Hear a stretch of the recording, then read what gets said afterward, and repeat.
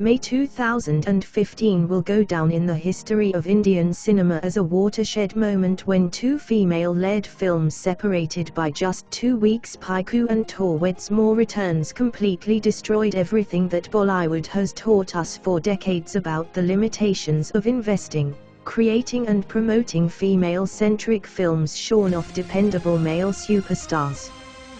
While Piku is well on its way to clock historic figures in India and abroad, having broken into 100 crore worldwide club, Tanu Weds Manu Returns, coming back on the successful prequel Tanu Weds Manu, has posted unprecedented weekend figures that usually come attached with Khans, Kapoors and Kumars of Bollywood.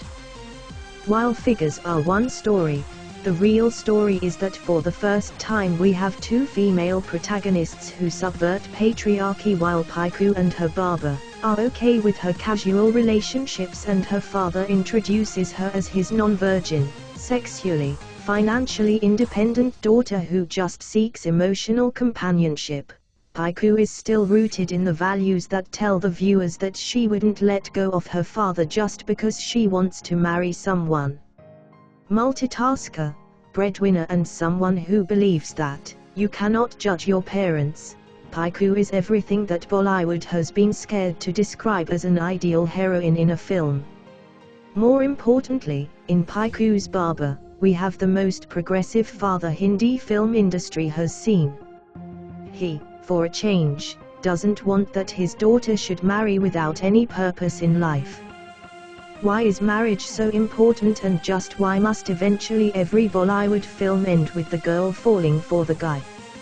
Piku asked these pertinent questions and audiences across the world gave the film a thumbs up.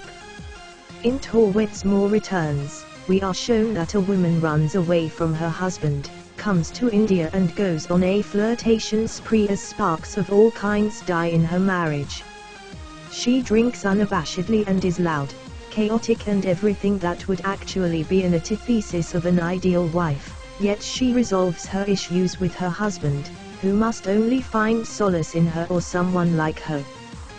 The other character, played by Kapoor in the film, Kusum, is shown as a feisty woman who is not scared to hold her heart and run with it, declaring a war on patriarchy. It's Tanu and Kusum who are the active lovers, whereas Manu becomes a passive beloved in the process. It's no mean feat. More importantly, there is a critical subplot where Tanu's friend conceives a child through artificial insemination, and without any melodrama, the husband eventually comes to terms with his lack of manliness. The success of both the films, defined as family entertainers, has shown us that audiences are far more mature and accepting than the industry and trade considers them to be. Directors Shujit Sarkar and Adil Rai have given us films that will go far beyond their lifetime collections.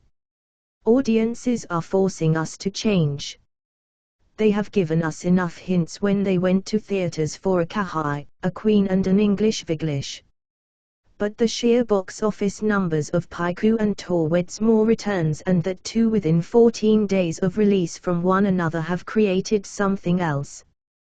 This feeling that the time is here for us to treat our female superstars on par with the male superstars.